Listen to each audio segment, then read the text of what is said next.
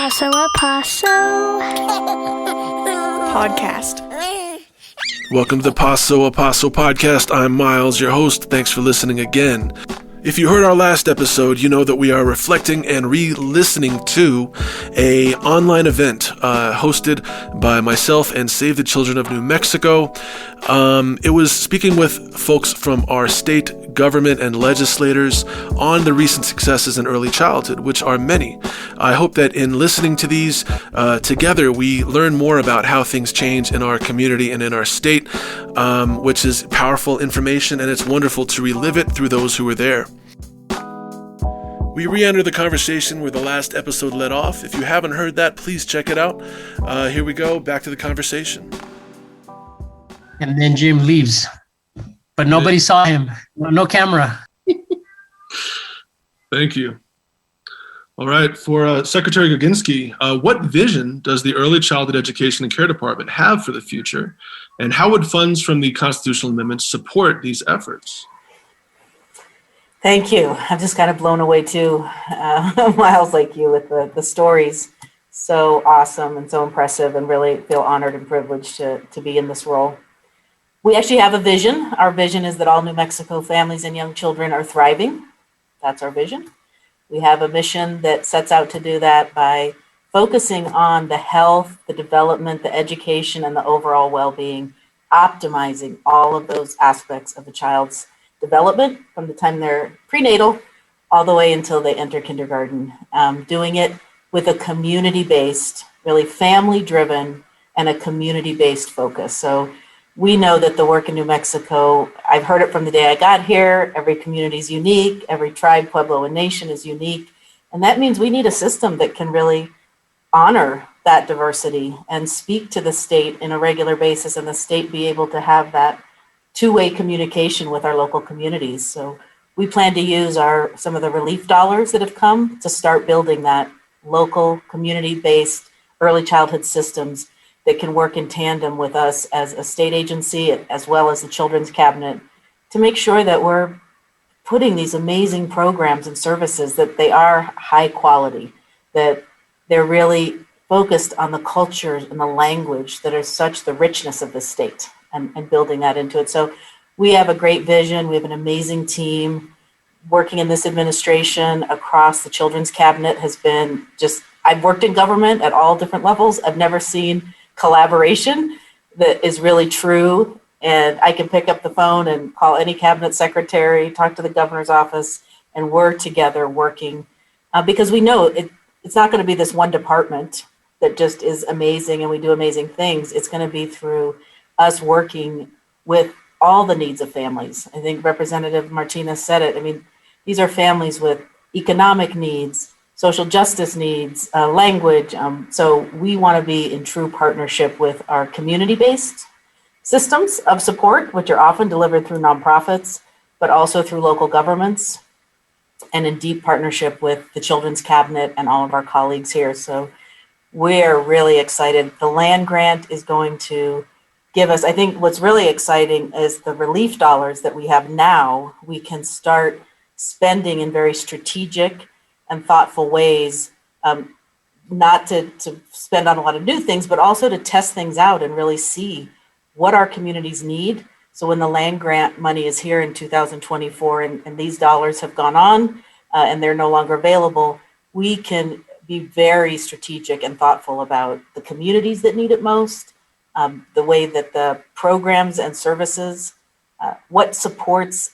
I think sometimes we forget like all the infrastructure we need to build across the state to make sure that the early childhood professionals serving our families have the support they need, are well compensated, are well credentialed. And so we're excited to use some of these dollars here to start building that infrastructure, and then using the land grant to continue the work that we're going to start here. We've already started, and we're going to start even in a deeper way in FY22, thanks to Representative Gallegos and her wisdom to say, let's not wait till 23 to have the first distribution from the Early Childhood Trust Fund. Let's do 20 million in 22. Thanks to her, we are now sitting in a very positive place of helping families and children, expanding services. And so I really want to give a big shout out to her as well as Representative Martinez and Representative Maestas, who's not here, for their forward thinking and knowing that there's a sense of urgency here. We have to act with urgency, and we have to act very in partnership with our communities. Thanks so much, Secretary Guginski. I'm just, getting to know some of you in this session here, and I'm just really excited for the breadth of perspective that's brought to this discussion, and also the collaboration that you mentioned. For Chair Martinez, if you're able to chime in here, the first thing is that it seems as though if it's possible to do a quick overview of HJR 1 for some folks that are attending here in the chat. But in addition to that, the question is, what more can folks here on this conversation live, as well as advocates and volunteers throughout the state, do to continue to improve the lives of young children? And what are you most hopeful about in your district and across New Mexico? But it does seem as though the HJR 1 refresh might be helpful if you're willing to do that, sir. Yeah, we did it for 10 years, and I was afraid nobody else was ever going to ask me again, so I'm glad you guys asked me. So Joint Resolution 1 is a constitutional amendment proposal. It's got to pass the legislature, which it did. Now it goes to the voters for their approval. It'll be on the November 2022 ballot. What the resolution calls for is an increased investment from the Land Grant Permanent Fund. The original bill had been 1% for early childhood. In the sausage making process, that is the legislature, we ended up with a compromise. And Alan, correct me on the actual number percentage, but I think it's 1.25. That is the total distribution, with 7/10, I believe. 60% and 40%. There we go. Going into early childhood. So it'll result in roughly $120, $130 million per year dedicated for early childhood, with the remainder going into K-12 for part of the Martinez-Yazzie remedy structure that's in place. What's important to note, though, is because the fund continues to grow every year pretty aggressively, I might add, that funding will only increase, right? So it's about 130 if it were to happen right now. By the time this rolls out after the 22 election, it could be 150 million. And it'll increase every single year. And it'll be dedicated for early childhood services and programs that are administered by the state, most of them through the Early Childhood and Care Department. So that's the sort of summary of where we're at. And just to give you an idea, when this movement started 10 years ago, the fund was like 11 or 12 billion dollars. That's how much it's grown in that time. With regard to the future, I think this is all of the things that we've talked about, the Land Grant Permanent Fund and the Early Childhood Care Department and the Trust Fund. Those are like step one, right? This is all about funding and sort of finding the right way to execute these programs. Because prior to this, to this department, early childhood was across several different departments. Now, for the most part, they're concentrated within this department. It makes it easier to evaluate. It makes it easier to keep track of. It makes it easier to fund. It makes it easier for these kids and their families to be tracked, across different intersectionalities and whatnot. I think now, though, we have to be thinking about what else do children and their families need. And look, one thing that I think we really need to be talking about, and I know it probably sounds a little crazy, probably not to this group, but to the mainstream, it'll sound a little crazy, is this idea of a guaranteed basic income. Why should a mom and or a dad be forced to work a full-time job and a part-time job just to make ends meet, to be able to, give their kids the best life that they deserve? Well, some would argue that the best life that the kid deserves is to have the mom or the dad, or both, if possible, be at home with the kid. If you guarantee a basic income, say to families with young children, right? Say $500 a month, $1,000 a month. That goes a long way in helping the parent be more able to fully invest their time and attention to their child, right?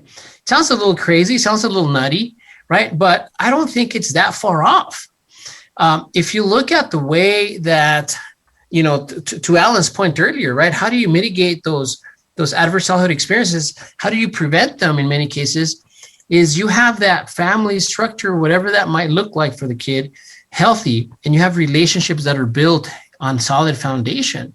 But, if I've got to go back to work within 3 days of my baby being born, and my wife has to go back to work within a couple weeks because she doesn't have that much sick leave or whatever, and I've got to take my baby infant into a daycare center, that impacts our relationship, right? So what if you guarantee that income for families, right? Now, beyond that, what if you ensured that New Mexico was truly a family-friendly state, right? Maybe we're talking about maternity, paternity leave, right? I was in Cuba a few years ago, kind of trying to study their public health system. There's a year's worth of maternity or paternity leave. You pick who's going to stay home with the kid for an entire year, and it's paid for. Sounds crazy, but why the hell not? If we truly value children the way we say we do, that's not a bad policy idea to start to consider. Would it be expensive? Absolutely. You bet you. Who's going to pay for it? I have no idea. Right? But those are the things that I think we need to start thinking about, because truly our kids deserve that and more. Wow. Well, thank you so much. And just hearing you speak and building upon all the other things that are shared, it feels as though our state may be positioned to, be even seen as a greater leader in the nation for advancing these ideas and making them happen, which is very exciting. And thanks to everybody and all of your leadership in bringing us this close and activating these things now. Our next question for Mr. Sanchez. Alan, where do you go from here in terms of sending a constitutional amendment to the voters? As I understand, it's coming on the ballot November 22. Is that accurate? Yes. Yeah. November 22 will be on the ballot. So that work is done. There's already talk about, how we're going to put a campaign together. There'll be a number of issues that have to be resolved first. There's going to be a campaign manager and who they're going to be responsible to. Investing Kids Now, the coalition that supported the constitutional amendment, its intention is to continue. And nonprofits do have a role they can play in a ballot initiative. We have a constitutional attorney who advises us how far you can go. And we know how far, we know exactly the line, how far you can go and participate where it's not political, but policy. So in the policy process, we feel obligated to actually participate. So these nonprofits in this coalition are going to build a campaign and invite people and do this educating. But we know a lot of education has been done. Now we got to preserve that and increase that education. And in this piece, I don't think there'll be a lot of opposition. There'll be some, but I think when we're able to show that the unmet need is approximately 400 million. So even with the constitutional amendment, we're going to get a little over a fourth, maybe to a third of the unmet need.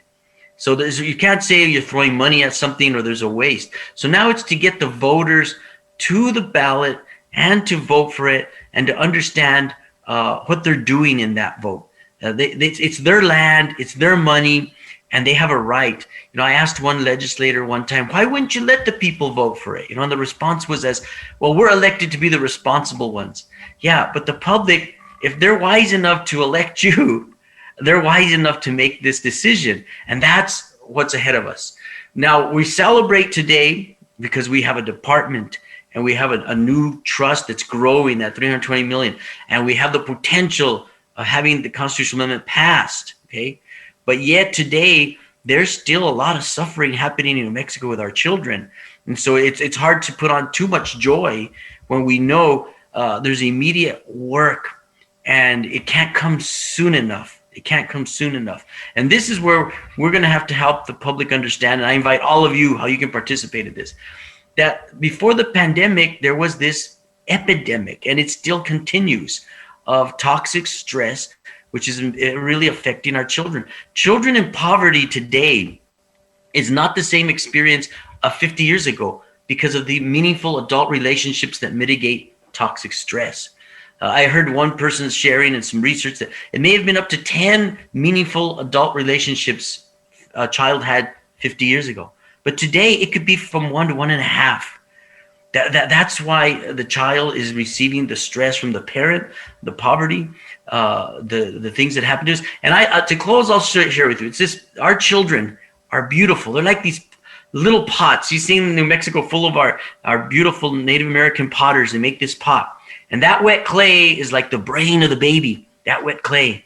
And the synapses growing from third trimester to 2 years old, approximately 9,000 synapses per second. But every time there's a shot of adrenaline to the brain, the synapses growth pauses. And that's like putting a hole in that wet clay. And then we want to take that and fill it with the biggest investment our state makes is K through 12.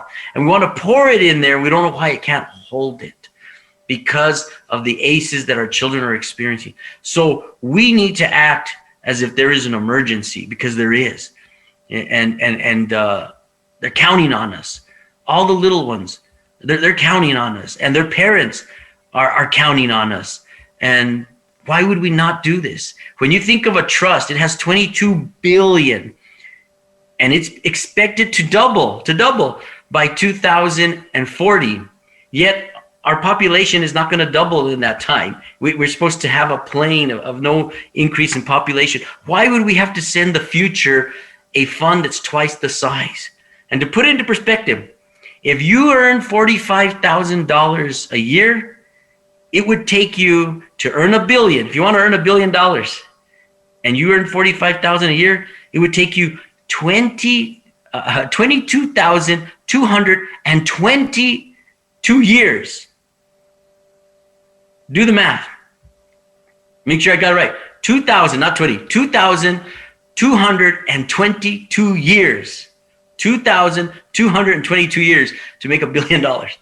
And we're sitting on 22 billion of them.